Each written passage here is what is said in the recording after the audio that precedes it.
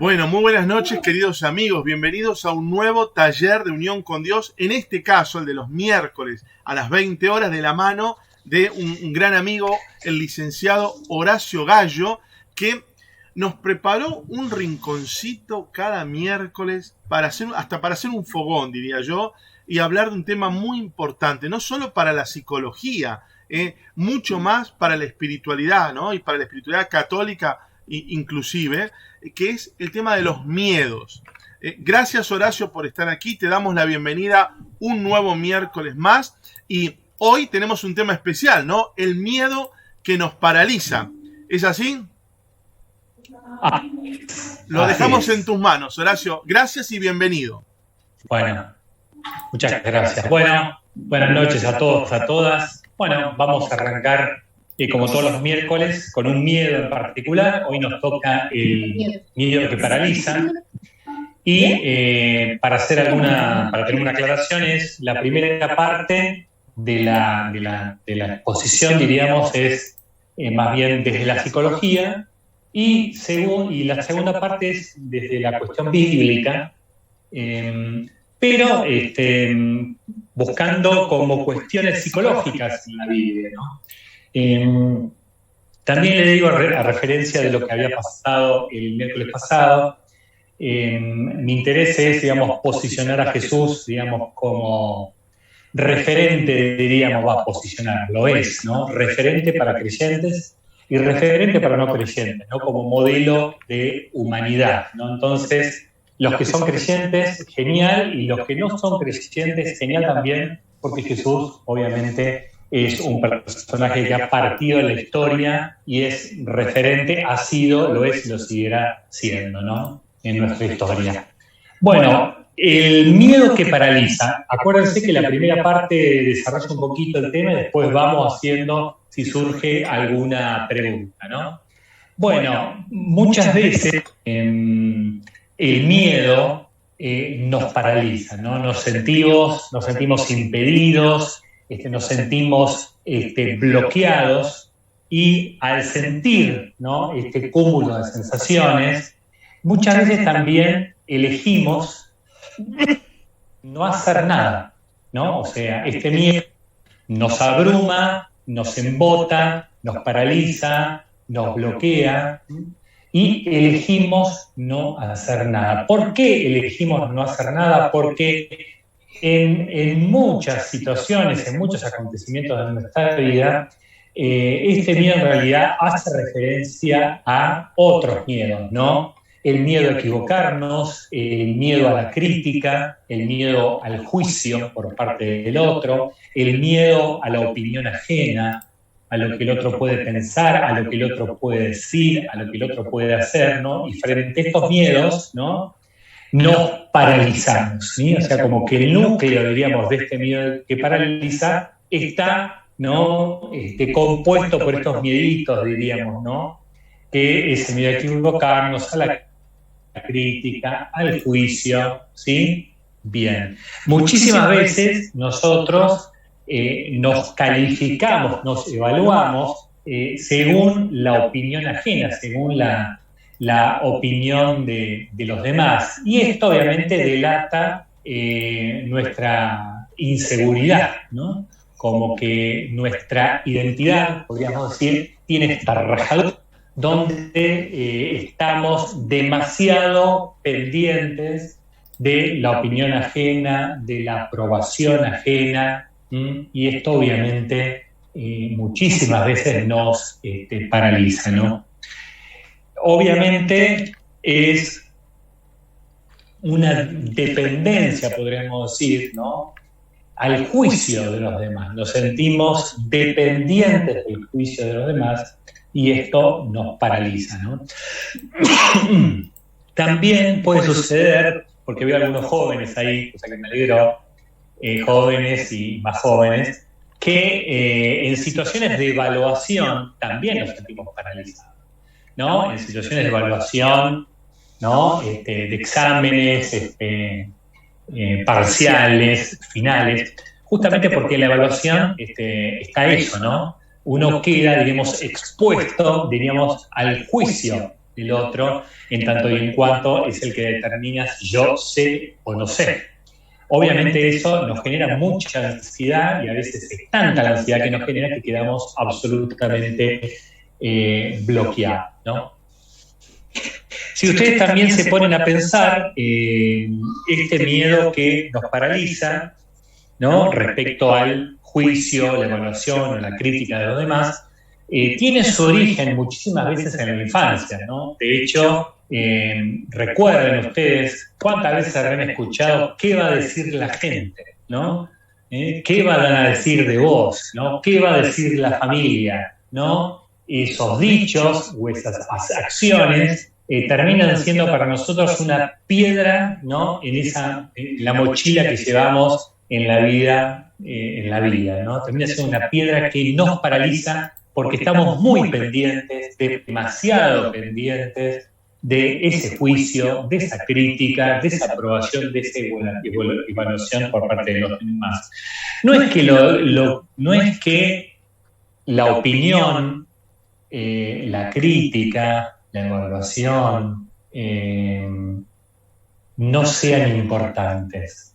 Lo son, pero no tan importantes de manera tal que yo quede bloqueado o paralizado. Obviamente que a mí, como a ustedes, nos importa lo que los demás dicen de nosotros, pero si nos importa demasiado, vamos a vivir, ¿no? Por una comparación futbolística, vamos a vivir pendientes de la tribuna, pero no vamos a jugar el partido que la vida nos está dando, ¿no? Entonces, claro, no vamos a, digamos, podemos decir, a jugar como corresponde, digamos, la vida, ¿no? Porque el estar pendiente de los demás, no participamos en jugadas, no estamos atentos a los otros, etcétera, etcétera, etcétera, no como comparación futbolera, diríamos, ¿no? Entonces, volvemos, ¿no? Es muy importante ir logrando una autodependencia, ¿no? Depender de nosotros mismos, nunca de manera absoluta, obviamente, nunca de manera absoluta, pero una autodependencia donde busquemos más que nada la seguridad en nuestra propia opinión, la opinión, ¿no? Sobre nosotros mismos, que muchísimas veces esa opinión sobre nosotros mismos está teñida de la opinión de otros u otras que nos han dado y hemos tomado como ciertas, hemos tomado como verdaderas, y también son piedras en la mochila. Entonces hay que revisar, ¿no? La mochila, hay que revisar nuestra propia mochila a ver si estamos cargando con piedras que impiden nuestra realización, que impiden nuestra madurez, que impiden nuestro crecimiento, ¿no? Como le venía diciendo, la opinión ajena a veces está tan grabada en lo profundo, que uno a veces lo ve como terapeuta, que a la hora de argumentar, ¿no?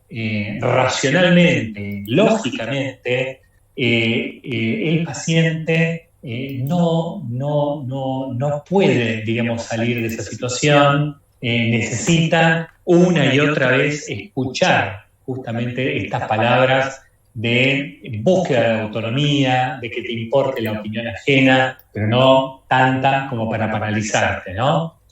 Entonces, cuando estamos tan pendientes del otro, de su opinión, de su evaluación, de su crítica, perdóname que sea reiterativo, pero me parece que es pedagógico, deberíamos ser reiterativo para que nos quede claro, ¿no? Ahí estoy tan centrado en el otro que no estoy conmigo. Y es un tema no estar con uno. Es muy importante estar con uno mismo. Muy importante estar con uno mismo, porque si no me descentro de mí mismo, ¿no? Entonces importa la opinión ajena, pero también importa lo que yo opine de mí, y esa opinión la tengo que ir purificando, la tengo que ir muchas veces desentrañando, discerniendo, porque muchas veces esa identidad está contaminada, como yo les decía recién, de opiniones ¿no?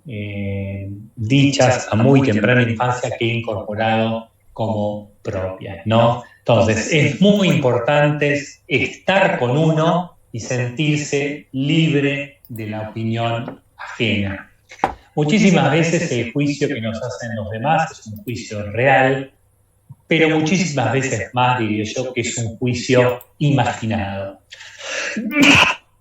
Perdón que estoy con tos, pero estas cuestiones de los, ¿cómo se llama?, de los aromatizadores del consultorio no me están haciendo muy bien, que digamos. Entonces es muy importante esto de, como yo le decía, frente a ese juicio imaginal o real, hay que ir examinándolo, ¿no? Porque si no justamente nos impide avanzar. Muchísimas veces el cuerpo se hace cargo de ese miedo, ¿no? De manera tal que muchas veces nos encontramos con parálisis, ¿no es cierto?, que responden a miedos muy profundos que nos impiden levantar, ¿sí? Bien. Ahora ya pasamos ahí unos minutitos, ¿no? Ya 13 minutos. Darle la vuelta desde la psicología, desde la espiritualidad psicológica, la psicología espiritual, tomando un capítulo, no se asusten los que no son creyentes, que les puede servir y mucho.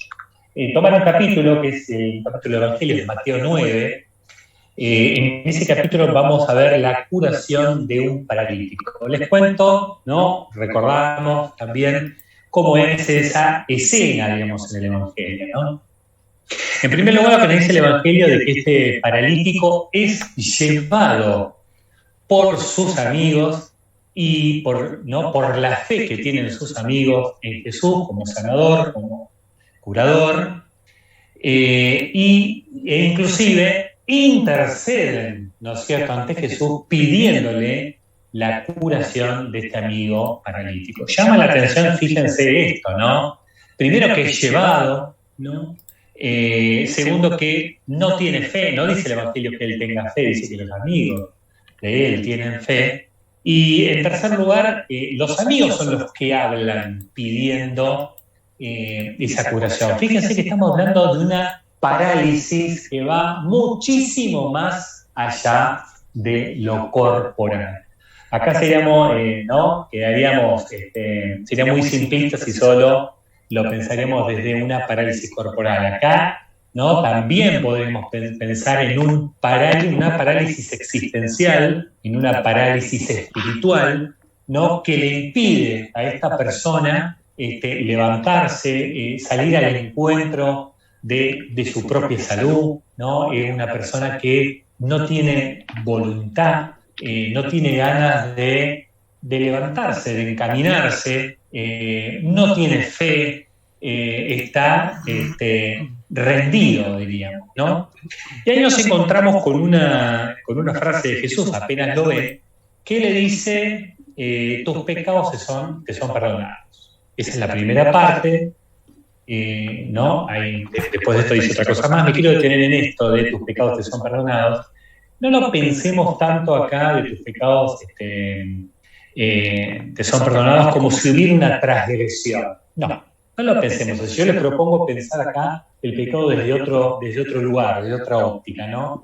Y es justamente la negación a la vida, ¿no? Este es el pecado que es perdonado, de alguna manera, ¿no? Me parece a mí. Está negado a vivir, ¿no? Está paralizado. Su actitud interior es la de quedarse esperando, pero no la de salir, ¿no?, a buscar de algún o de otro modo resolver, o si lo hizo en algún momento, en este momento evidentemente está totalmente rendido, ¿no?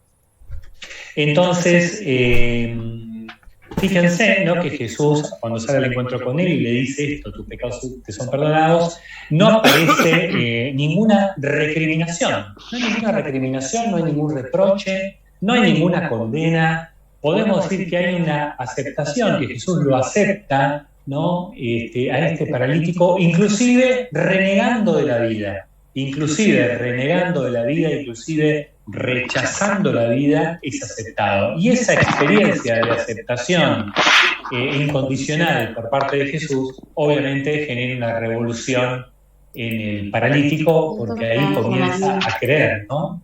Cambia su actitud, diríamos, interior, ¿no? Y después de que tus pecados te son perdonados, aparece esta frase, ¿no? Levántate, toma tu camilla y vete. Fíjense, la primera parte del levántate es la invitación a más allá de las sensaciones que uno tiene, más allá de los temores que uno siente, más allá de lo que uno imagina que va a pasar, Jesús le dice, levántate, es una orden, ¿no? Levántate, ¿no? Realizado, lo ve, ¿no? Como rendido, lo invita a levantarse. Y hay un dato muy curioso, ¿no? Cuando apenas se levanta, ¿no? Obviamente Jesús despertó la fe en él, le dice, toma tu camilla y vete. Cada uno de nosotros podría ponerse a pensar, bueno, ¿por qué tiene que tomar la camilla? Esa era, diríamos, la camilla donde moraba su discapacidad, diríamos, ¿no? Y yo lo veo, y se lo propongo a ustedes como algo simbólico. ¿En qué sentido? De que muchísimas veces nos tenemos que levantar en la vida cargando con nuestros miedos, aceptando nuestros miedos, pero sabiendo que no nos atan. Entonces, como les he dicho la vez pasada, la cuestión no es no sentir miedo, la cuestión no es dejar de sentir miedo, ¿no? Sino que sintiendo ese miedo, poder levantarnos, poder seguir avanzando, aceptando que quizás ese miedo tengamos que convivir con ese miedo, pero que no sea un miedo que nos frene, que nos impida vivir la vida, que nos haga negar la vida, renegar de la vida, ¿sí? Por eso me parece muy importante esta actitud interior que Jesús despierta, diríamos, en este paralítico, ¿no? Más allá de la curación física, la curación interior, porque nosotros los psicólogos muchas veces entrenamos, ¿no? Con diferentes técnicas, sobre todo algunas técnicas conductistas, ¿no? En la cual invitamos, digamos, a los pacientes a que enfrenten, a que confronten su miedo realizando determinadas actividades o determinadas conductas, ¿no? Les pongo un ejemplo. Supongamos que una persona tiene mucho temor a, en una clase, levantar la mano y hacer una pregunta, la vamos a invitar a que haga preguntas una y otra vez, clase a clase, hasta que ese miedo vaya bajando. No necesariamente va a desaparecer, pero una cosa es tener un miedo en este umbral y otra cosa es tener un miedo en este umbral, ¿no? Entonces hay ganancia, hay crecimiento, ¿no? Y así vamos logrando, ¿no? Con mucha insistencia, ¿no? Y también con mucha tosudez por parte del paciente de una y otra vez enfrentar, ¿no? Estas terapias o estas técnicas, digamos, de afrontamiento, ¿sí? Pero es muy importante, más allá de la conducta exterior, la conducta interior, ¿no? Esto, como yo les decía, de estar conmigo mismo, aceptarme a mí mismo. Y viene bien para los creyentes, ¿no? Saber que Jesús nos acepta así como somos, con todo, con todo, ¿sí? Nos acepta, es un amor, como muchas veces se dice, absolutamente incondicional. La verdad que los amores incondicionales no abundan. Lo que muchas veces nosotros experimentamos es el amor condicional, hay condiciones que nos vamos poniendo. Pero el amor de Dios es un amor totalmente incondicional. Esto lo muestra Jesús, ¿no? Esto es lo que genera los milagros, lo que genera las curaciones, ¿no? La experiencia de ese amor que transforma, que es un amor que revoluciona, que es un amor que va sanando. Bueno, estamos y 22, no sé si tienen alguna pregunta, vamos a alguna preguntita que me quieran hacer. Ahí María Duarte estaba levantando la mano, no sé si que quiere hacer alguna pregunta. Recuerden, este espacio es para preguntar, ¿eh? Si no, cualquier otro puede levantar, también prender el micrófono y hacer la pregunta. Todos están invitados.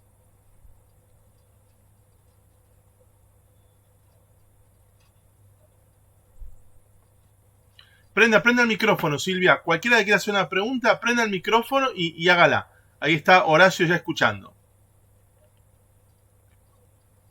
Ahí está probando Silvia cómo se prende el micrófono. Claro. Hay un microfonito ahí que tenés que tocar, Silvia. Claro. Un icono que es como un micrófono. Mientras tanto, ahí María. Ahí está, Silvia, perfecto. Bueno, porque mi hija me está dando una mano, porque con el Zoom nunca me comunico. Bueno, el tema es que me uní a este taller porque hace ya un año más o menos mi hijo de 29 años tuvo una crisis y con un diagnóstico de un estrés según él pasado de revolución, a la cual lo último, el neurólogo le dio una pastilla y él no la quiere tomar. Mucha voluntad tiene, pero bueno, el miedo mío, diríamos, es que no sé cómo tratarlo, porque yo no sé si tiene una enfermedad, no tiene una enfermedad. Si yo, por ejemplo, hago una discusión, a lo que ya no es el Lucas de siempre. Entonces, como que yo me limito a decirle cosas y eso a mí me hace daño porque soy la madre, y a la madre, como somos las madres, ¿no? Somos de decir, a veces para corregir a los hijos, a pesar de que él es grande, que tiene su pareja, pero bueno, hay cosas que a mí no me gustan y ahora, por ejemplo, yo me contengo porque no sé cómo tratarlo. No tiene un Ahí estaremos con el miedo que paraliza, ¿no? ¿Tenés miedo a la reacción de él? Que a lo mejor lo que tu insistencia. Claro, que realmente está enfermo y él no se da cuenta y a lo mejor esa pastillita que él no quiere tomar volvería a ser una persona como era antes. ¿Qué edad tiene tu hijo? 29. Claro, es grande. ¿Vive con vos? ¿Él vive con vos? No, se juntó hace 2 años. Claro. Bueno, la verdad que no tenés muchas alternativas más allá de insistir. Yo creo que sí tenés que insistir. A lo mejor no mencionar la palabra enfermedad o enfermo, porque ¿viste? A veces eso hace que nosotros salgamos corriendo, ¿viste? Hay un gran prejuicio a las enfermedades mentales o a los trastornos a nivel psicológico. Hay un gran prejuicio, ¿viste?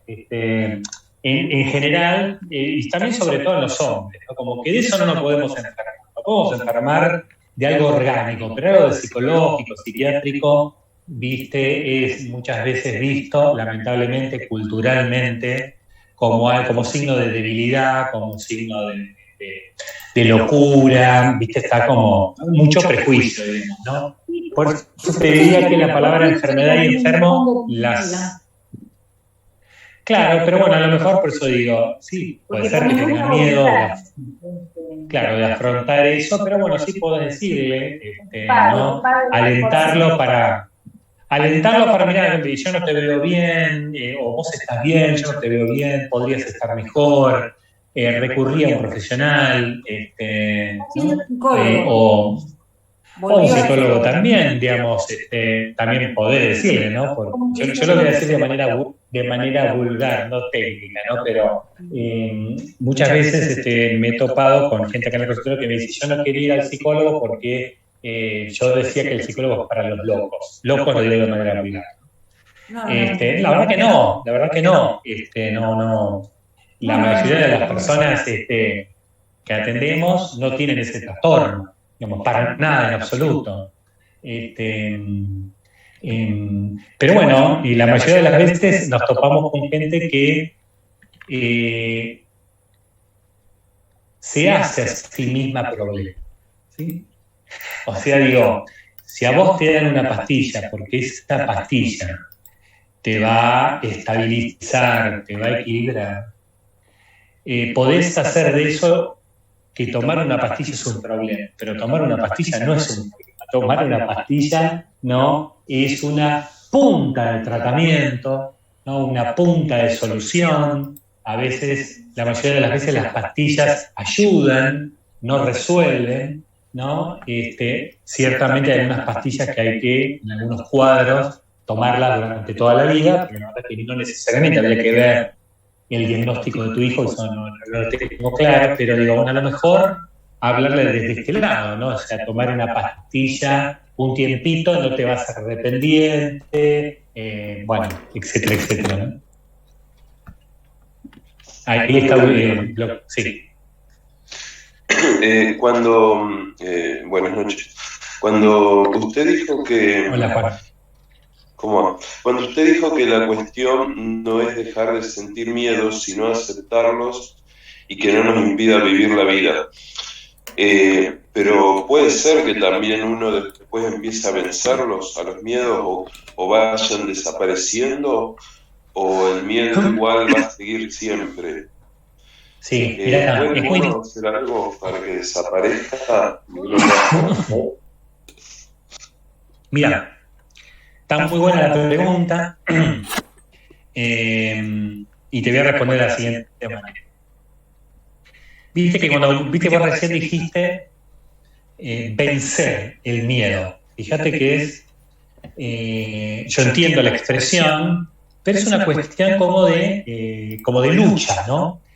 Luchar contra esto que siento que me causa malestar. Entonces, desde mi, digamos, la cuestión no necesariamente es vencer el miedo, ¿no? Sino sentir, si se quiere, menos miedo, de manera tal que te posibilite afrontar la cuestión. Pero también, en estos, Juanes, quitarle el prejuicio también que le tenemos a ciertas emociones, ¿viste? Porque parecería como que el sentir miedo es malo. No, no es malo, no es ni bueno ni malo. Las emociones no tienen moral, no tienen moral.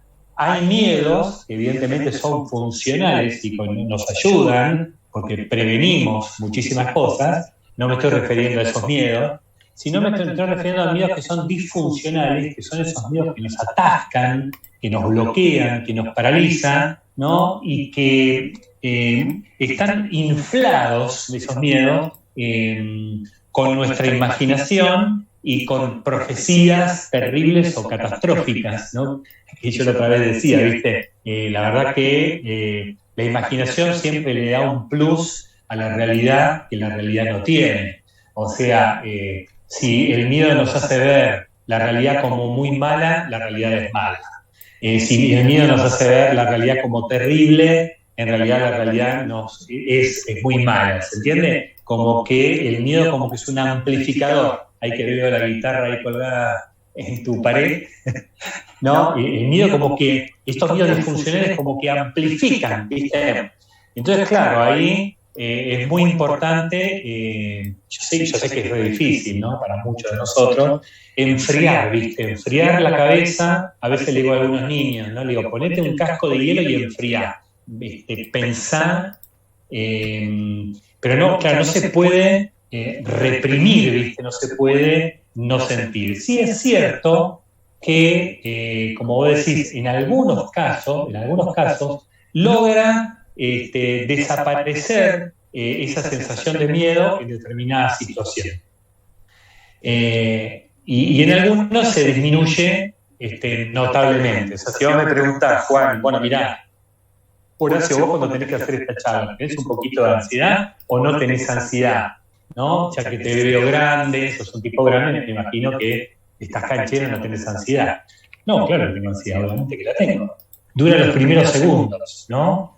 Dura los primeros segundos y después uno se va aflojando y, bueno, he aprendido a cargar con esa camilla, ¿no? Decir, sí, la verdad que lo siento, no es como antes, pero lo sigo sintiendo, no está tan amplificado ese temor, pero sí, obviamente está, y bueno, en algunos casos, viste, hay personas que tienen tanta capacidad para ¿viste? Hablar en público que, viste, no tienen ningún problema, no experimentan esa sensación, ¿no? Pero en la gran mayoría la sensación está y bueno, lo importante es que calibrarla de tal manera que no te bloquee. O sea, ¿no? Y a medida que vayas enfrentando y que vayas envalentando a esa situación tan temida, el miedo va a ir bajando y eso ya es ganancia. No sé si te respondí más o menos.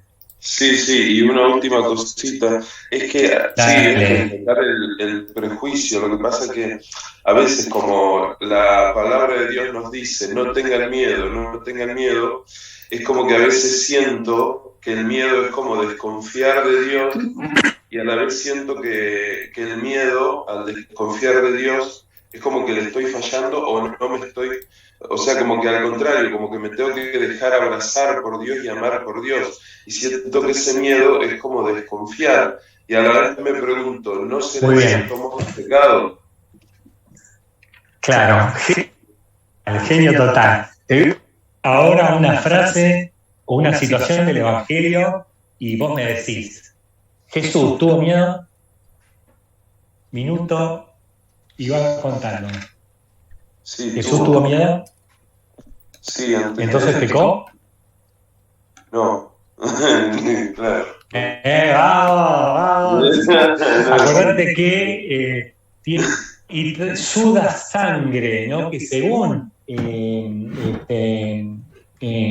hay un libro de López Rossetti, viste, que se llama La Pasión de Jesús o El estrés de Jesús, ¿no? López Rossetti es un médico que aparece ahí en Telefe, ¿no? Y él describe que hay cuadros de estrés que producen sudoración de sangre, ¿no?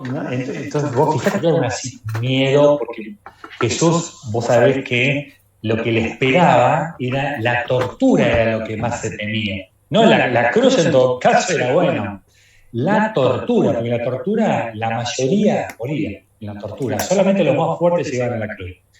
Entonces yo digo, vos fijate que esto hay que tenerlo en cuenta, que la Biblia está escrita en un contexto, en una cultura, ¿no es cierto? Y entonces como que nosotros tenemos que hacer lo que muchas veces, lo que Juan 23 decía el Papa, ¿no? Ayornar, o sea, tratar de entender el mensaje, ¿no? Para hoy día, ¿no? Sin edulcorar, diríamos, la fe o diluir la fe, ¿no? Porque en ese no temas sería correcto interpretar, bueno, con miedo y todo, animate, ¿no? Esa sería, no dice textual lo que yo te estoy diciendo, ¿no? Pero digo, el peligro es que si tomamos a veces textual las palabras, nos podemos hacer un problema que Dios no lo quiere para nosotros, porque a veces cuando me dicen esto de, no, pero la Biblia dice no temas, está bien, perfecto, no discutimos más. También dice, si tu ojo es ocasión de pecado, arráncatelo, si tu mano es ocasión de pecado, córtatela, y yo no veo en nuestras comunidades gente, ¿no? Sin un ojo, sin una mano, ¿no? Entonces hay que interpretar, o sea, Dios no nos puede pedir que no sintamos porque así nos diseñó para sentir, ¿no? El tema es que la fe nos impulse más allá de la sensación, ¿no? Que es en definitiva Jesús, ¿no? Fíjate que vamos por más. Ya agonizando, Jesús dice, ¿por qué me has abandonado? O sea, tiene la sensación de abandono, obviamente que Dios no abandona, pero la sensación de abandono la siente, como muchas veces la sentimos nosotros, pero es una sensación, no es una realidad, ¿no? Finalmente termina con la frase, en tus manos encomiendo mi espíritu, ahí está la fe, ¿no? Pero humanamente, dice Jesús, fíjate que siente miedo, siente angustia, siente pena, siente hambre, siente indignación, siente enojo, siente compasión. Yo escucho siempre en las misas, bueno, siempre en las misas no, pero suelo escuchar que la pasión es uno de los grandes misterios de la fe.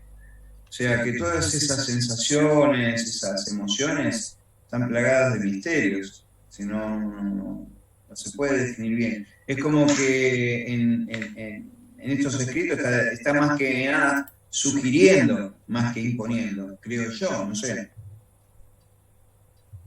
¿Puede ser?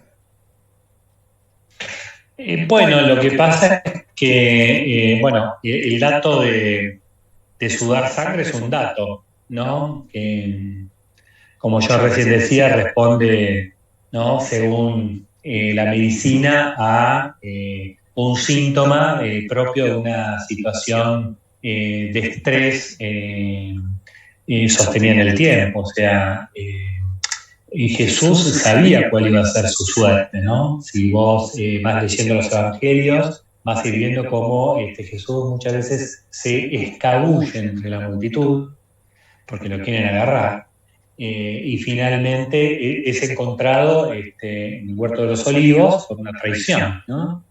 Pero sabía que se la tenían jurada, ¿no? Porque había desafiado a las autoridades religiosas y también a las autoridades políticas de su tiempo, ¿no?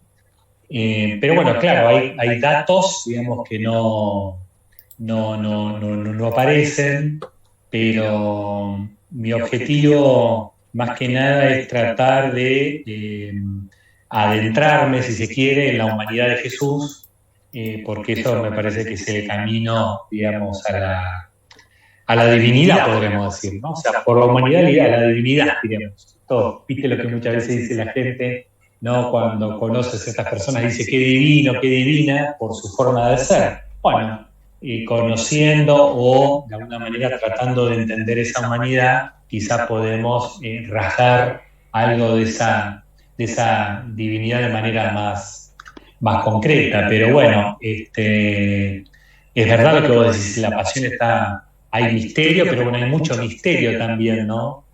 Convengamos que los evangelios básicamente se iban transmitiendo oralmente, y el más antiguo, que es el Evangelio de Marcos, está escrito en el año 70, ¿no? Ahí deciden escribir, ¿no? Empezar a escribir para las próximas generaciones. Y bueno, muchos datos se fueron perdiendo, quizás datos de este tipo, pero fue quedando como lo esencial, ¿no? ¿Puedo hacer una preguntita? Sí. Bueno, mi nombre es María, y bueno, mi pregunta es si desde este taller se brinda algún lugar o no sé, alguna dirección o teléfono en caso de necesitar ayuda con respecto a estos miedos que nos paralizan. Sí, a eso te lo puede decir Nicolás, no sé si estás ahí conectado, Nico. Sí, ¿cómo están? Estamos aquí conectados. Bueno, mira, te puedo decir dos cosas. Primero, en la plataforma web de este taller, unioncondios.org/taller-miedos, está la red social del licenciado Horacio Gallo y está su correo electrónico también por si alguno quiere hacer una consulta. No sé cómo está su agenda también, porque sé que está bastante ocupada su agenda, ¿sí?, para tomar nuevos pacientes. Pero además te puedo contar que en toda la semana en Unión con Dios tenemos un montón de talleres que te van a servir muchísimo, ¿no? Por ejemplo, para el acompañamiento espiritual tenemos, aparte de los 10 talleres más por semana que hay por Zoom que te van a servir, los martes a las 9 de la noche tenemos el grupo de oración, que es un grupo donde nos juntamos a rezar y a ayudarnos espiritualmente entre todos. También te puede ayudar muchísimo eso. Pero además, si necesitas un poco de acompañamiento espiritual, y no estamos hablando de un acompañamiento psicológico que tiene que ser con un profesional habilitado, como es en este caso Horacio Gallo, si necesitas acompañamiento espiritual, mandanos un WhatsApp. Vos conocés nuestro WhatsApp, vos recibís nuestros mensajes, ¿no, Tuli? Sí, yo me sumé hoy. Perfecto. Nos mandás un WhatsApp diciendo me gustaría tener un acompañamiento espiritual y tratamos de ayudarte en lo que necesites, ¿sí? Distinto de lo que es un acompañamiento. Porque, bueno, a mí lo que me pasa es esto, lo que decía recién el señor Horacio, de que los miedos te paralizan, y bueno, a mí me pasa eso. Yo estuve con ansiedad mucho tiempo, fui tratada hace 3 años, y hace un tiempo, como 10 días, como que vengo detectando algunas cosas que me pasaban antes, y bueno, el sábado estuve en un lugar que como que fue lo máximo de la ansiedad, entonces como que siento que bueno. Bien, Tuli, para no ocupar espacio de la conferencia, porque esto es para preguntas, te invito a que me mandes ahora un WhatsApp. Mandame un WhatsApp y nos contactamos con vos y te seguimos ayudando a la semana, ¿sí? No hay ningún problema. Espero ya tu WhatsApp con nosotros. Seguí, Horacio, no hay problema. Sí, no, bueno, decirle también, si querés me escribís un mail, me contás un poquito por mail y yo te contesto, no hay ningún problema, no hay ningún problema. Buenísimo, ahí ya tenés 2 caminos. Bueno, no sé si... No, por favor. Bien, no sé si quedó claro. Vamos a otra pregunta, si es que tienen o alguna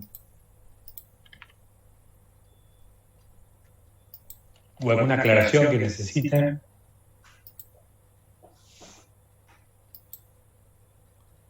Prendan el micrófono y formulen la pregunta. No hace falta que levanten la mano con el icono en Zoom. Prendan el micrófono porque a veces no se ven. Ahí los estoy viendo ahora. La veo Mariela, Alexia, mirá, sí. Hola, otra vez. Buenas noches. ¿Cómo estás, Mariela? Bien. Bueno, yo me sumé al grupo acá porque, bueno, me di cuenta que, bueno, hace un tiempo que me vengo dando cuenta que volvieron los miedos, pero estos miedos que no los puedo controlar, digamos. Claro. Bueno, esto era un poco... Y bueno, me doy cuenta que es porque no superé muchas cosas de mi vida pasada. Y quizás vengan también desde mi niñez, desde chica. Entonces, sí. Lo puedo identificar. Hoy lo puedo identificar y entonces me doy cuenta. Claro. Pero sí, no, sí. Es que es solamente entiendo. eso. Bueno, mira, obviamente muchos de nuestros miedos están enraizados en nuestra propia infancia, nuestras propias vivencias, nuestras propias experiencias, ¿no? Y muchas veces la gente dice, no lo superé. Bueno, hay que ver eso, porque a veces la mente nos hace trampa y hay que ver qué es lo que se entiende cuando uno dice, no lo superé, ¿no? Porque, en primer lugar, superar no es olvidar, ¿no? Superar no es olvidar. También es cierto de que muchas veces cuando uno está sintiendo el miedo, ¿no? Es como que pierde el registro, ¿no? O sea, el miedo como el ombligo, y pierde el registro de los avances que ha hecho, las cosas que ha logrado en la vida, las situaciones que ha enfrentado, ¿no? Es como un agujero negro, ¿no? Que te chupa, entonces solamente ves eso, ¿no? La trampa que muchas veces hace la mente es que quedemos focalizados en eso y perdamos como perspectiva, diríamos, ¿no? Obviamente, Mariela, vos no sos la misma de hace 5 años, 10, 15, y yo te invito a que vos hagas memoria, ¿no? De las cosas que has superado, que has logrado. Obviamente, en este momento hay miedos como yo recién decía, ¿viste? Que a veces uno tiene que cargar, ¿no? Es como que uno tiene que convivir con ese miedo, pero la fe puede ser un motor que me impulse a seguir andando, ¿no? ¿no? Y ahí es donde realmente se juega la fe, ¿no? Más allá de lo que siento, porque digo, cuando uno se siente bien, es muy fácil tener fe, es muy fácil, ¿no? El tema es cuando uno justamente siente estas sensaciones desagradables, y ahí es donde realmente se juega la fe, ¿no? Es decir, bueno, siento un montón de cosas que me incomodan, pero cargo con esto y sigo para adelante, ¿no? Por un lado eso, ¿no? Por otro lado también decirte que, bueno, a veces hay que necesitar como un acompañamiento, ¿no? Un tiempito, ¿no? En terapia. También viene bien a veces leer algún libro que haga referencia a esto. Si vos querés después me escribís y yo te puedo decir, como para ir trabajando con ciertas cuestiones del pasado. Y a veces también, yo siempre digo así como última instancia, recurrir a alguna medicación por un tiempito, no para toda la vida, pero por un tiempito, de manera tal que nuestro cuerpo descanse, se relaje y pueda captar, ¿no? Con mayor precisión lo que uno puede vivir en la terapia, lo que uno puede incorporar de la terapia, lo que puede incorporar de una charla, lo que puede incorporar de un libro. No sé si te respondí con esto, María.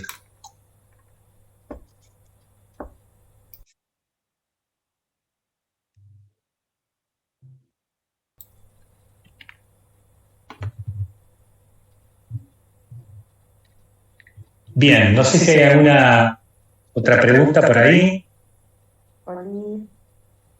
A ver.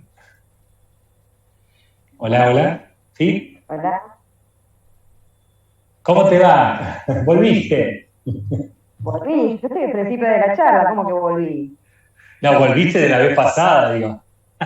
Sí, volví, por bueno, supuesto que volví. No me bueno, muy bien. Bueno, contame, a ver, o preguntame. Pues yo venía con un tema, una pregunta, porque pensé que no se iba a tocar porque leí sobre qué iban a ser los miedos, y dije, ay, no se toca el tema, pero hoy se tocó. Era el miedo y el tema del el miedo y el otro. El miedo y la sociedad, el miedo y la otra persona. Era que quería preguntar de esto si se iba a tocar o no, y hoy se tocó. De pronto, ¿por qué? Si la opinión más importante es la mía, ¿por qué tanto miedo a la opinión del otro?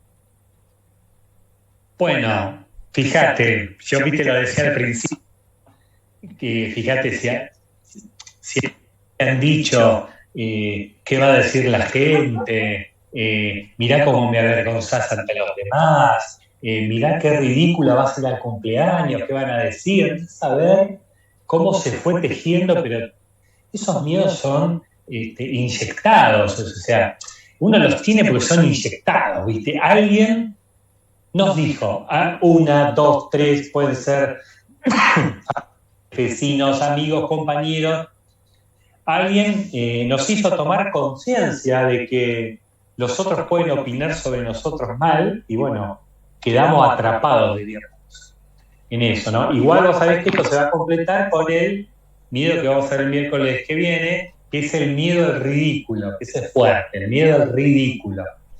Se va a completar con esto, ¿no? Ahí no sé si se llega a ver lo que vos venías diciendo desde hoy. Nuestros miedos son más numerosos que los peligros, sufrimos más en nuestra imaginación que en la realidad. Sí. ¿Vale? ¿Qué es eso? ¿Un cuadro? ¿Qué es? Sí, lo veo. Está escrita. Ajá. Toda la presentación está escrita. Ah, mira. Pongo frases para... ¿Eso lo escribiste vos? Sí. Sí. Ah, buenísimo. Sí, genial. Buenísimo. Está muy bueno eso. Son una ayuda a memoria, ¿viste? Claro, exacto.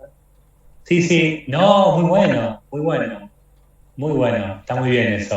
A veces, ¿viste? Está bueno ponerse cartelitos, ¿viste? Yo a veces digo ponerse cartelitos en el espejo, ¿viste? En el auto, ¿no? Como algo que a veces obviamente las palabras son fuerza, ¿viste? Son fuerza, y también constructiva y destructiva, ¿no? Constructiva y destructiva. De hecho, estamos atravesados por palabras, atravesados por frases, como dice Lacan, somos sujetos atravesados por el lenguaje y eso es importantísimo. Está muy buena. Vos sabés que... Es poderosísima. De hecho, en la Biblia, ¿no? Yo, si bien, como ya lo sabrán mucho, claro, no soy católica, pero en la Biblia dice, cuando comienza, dice, se oyó la voz de Dios y dijo que se alcen las tierras sobre los mares. Se oyó la voz de Dios. Mirá lo importante que es la palabra, lo poderoso. Claro, vos fíjate cómo en ese relato del Génesis, Dios crea a través de la palabra,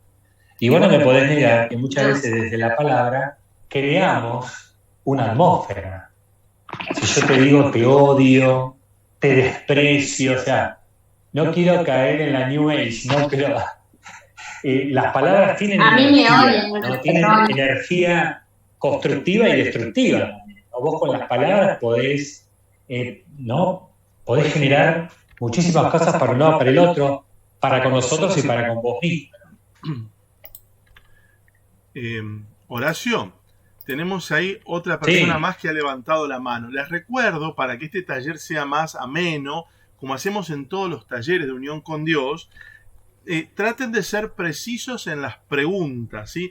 Todo lo que sea comentarios lo mandan por WhatsApp y nosotros los escuchamos y los ayudamos, pero traten en este espacio, más que contar su testimonio y charlar un poco, ser precisos en las preguntas, así les puede servir a todos. Todo lo que es acompañamiento después nos mandan un WhatsApp. Ahí tenemos a María Duarte, que también ha levantado la mano. A ver, por favor, prenda su micrófono y haga la pregunta que quiera hacer sobre este taller. Te escuchamos, María. Prenda el micrófono, por favor. O cualquier otro, ¿no? Que tenga preguntas, puede prender el micrófono y hacerlas. Aprovechemos este tiempo que Horacio nos comparte justamente para hacerle todas estas consultas que queremos. En mi caso tengo otra pregunta. Sí, ¿cómo no? ¿Por qué generalmente, porque esto de la palabra es muy importante, yo lo estuve viendo también en un retiro, de cómo el demonio nos engaña diciendo vos no servís, vos esto y aquello, en cambio Dios nos dice todo lo puedo en Cristo que me fortalece, en Cristo soy más que vencedor.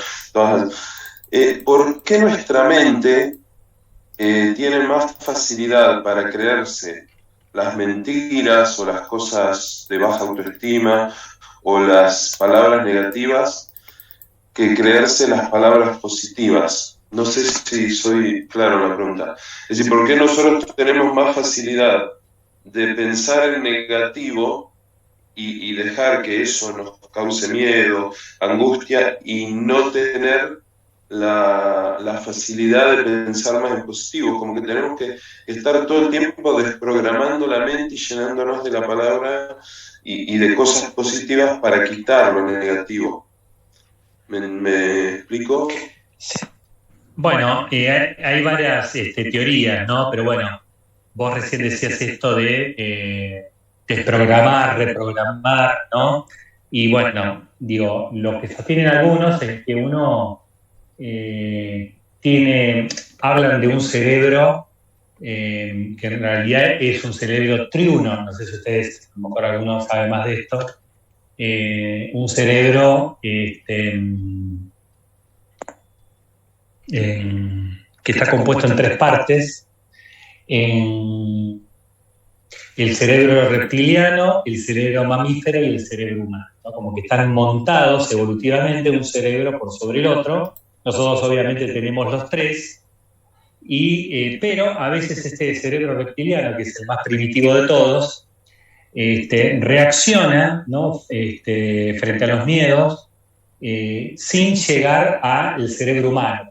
Es como una instancia muy primitiva que tenemos todos y que heredamos de nuestros de los primeros seres vivientes de este mundo, donde vivían en una situación de estrés constante y de amenaza y de peligro constante, donde se perdía la vida, ¿no? Entonces, quedó, digamos, como alojada, diríamos, en el cerebro esta cuestión de como aprender desde lo negativo, ¿sí?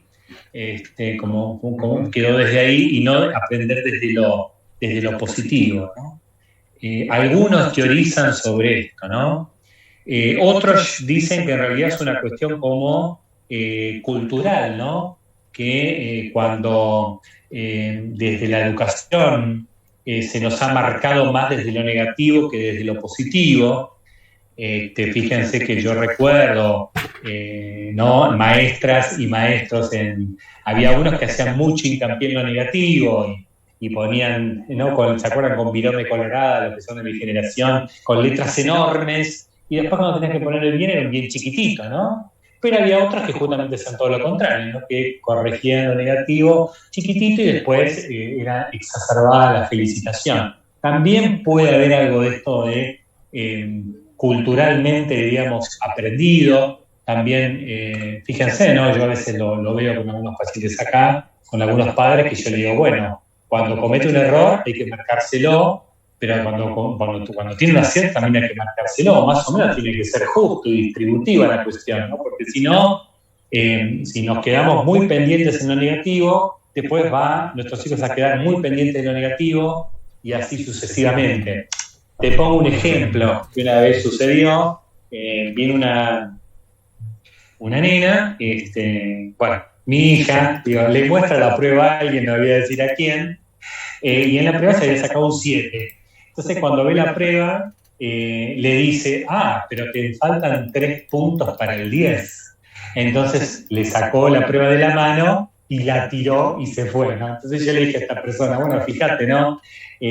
Vos viste los 3 puntos que faltaban, pero no viste los 7 que obtuvo, ¿no? Fíjate vos algo pago, una pavadita, ¿no? Se van inscribiendo en una mente infantil, se van inscribiendo, y bueno, hay que después empezar, como bien vos decías, a desprogramar, ¿no? Pero mucho de eso, de lo negativo, es, yo creo más que nada, es algo aprendido, ¿no? Aprendido. Y tenemos que aprender justamente, fíjense cómo nos cuesta a veces felicitarnos, reconocer lo bueno, ¿cómo nos cuesta eso? Nos cuesta un montón lo otro, ¿no? Cuando uno recibe muchas veces las felicitaciones, como que las rechaza, ¿no? Como que no. Y cuando aparecen las críticas, como que uno ahí está más predispuesto a recibirla, ¿no? La cuestión cultural para mí, ¿no? Es que, como dice López Rossetti, somos seres emocionales que razonan, no somos racionales. Lo emocional nos maneja más que lo racional, quiero decir con eso. Si las emociones juegan un papel más protagónico que lo racional. Claro. Y por eso, claro, por eso es importante, digamos, como que trabajen de manera, que puedan trabajar de manera equilibrada, ¿no?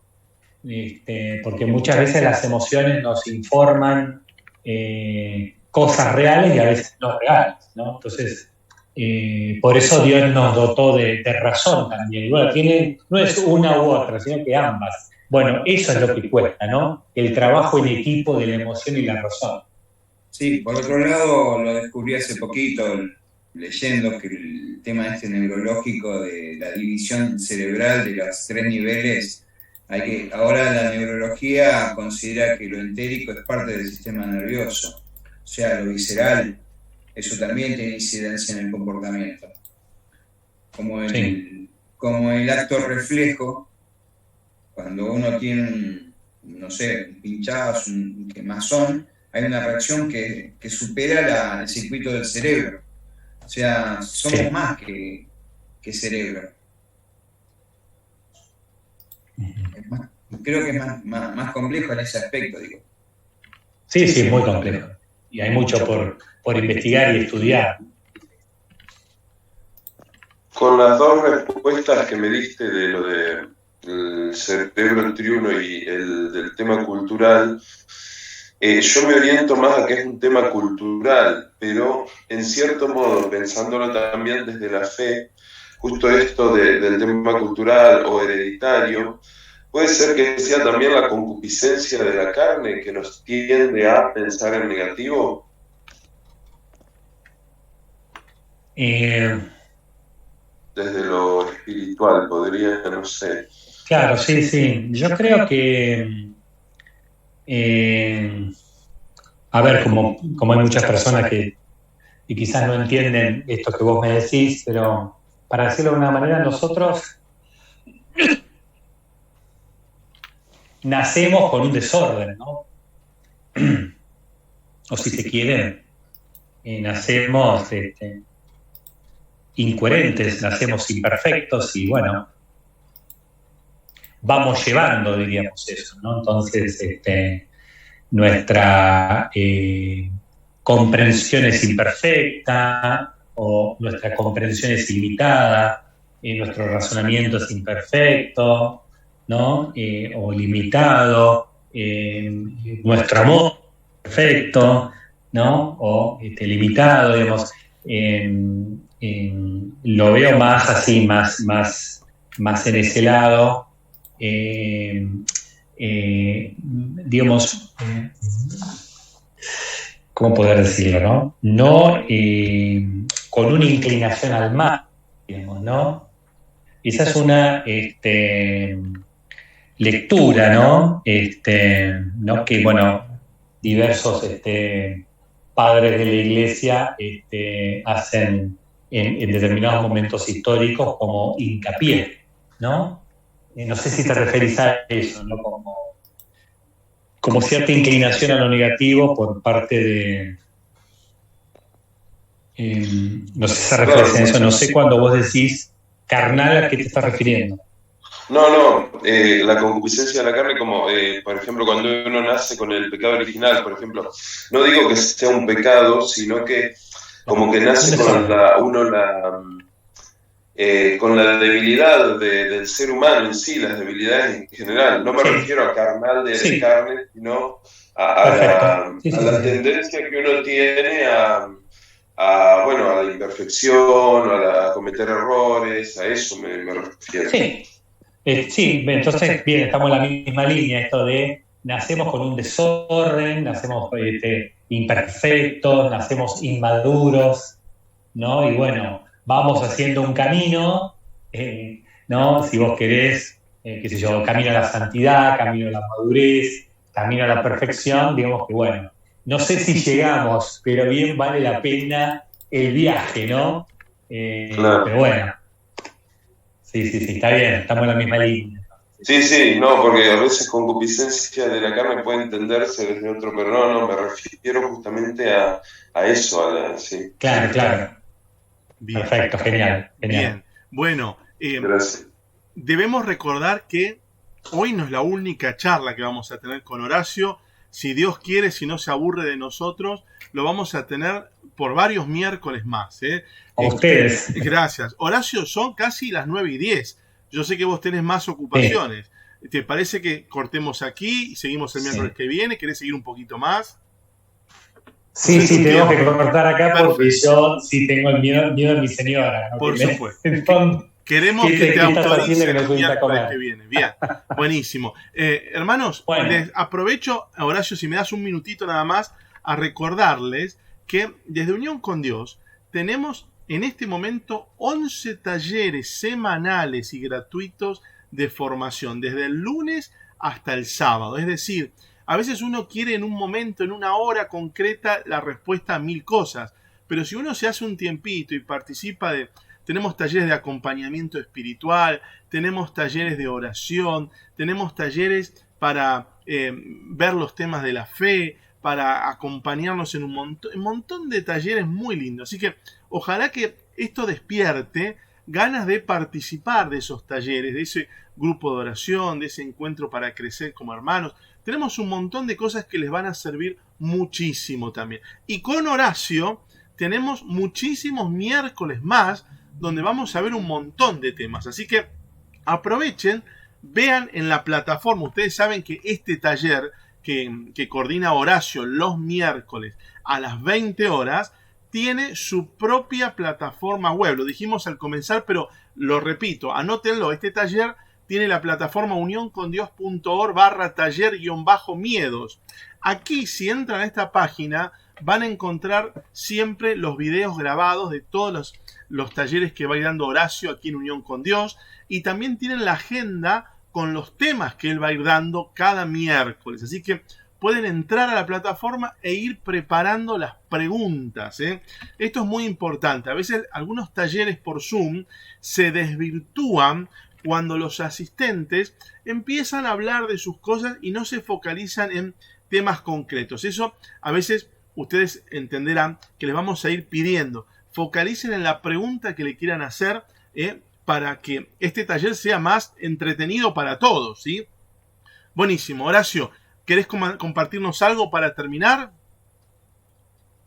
No, el próximo miércoles es el miedo al ridículo, es lo que vamos a ver. Y una última cosa, ¿no? Que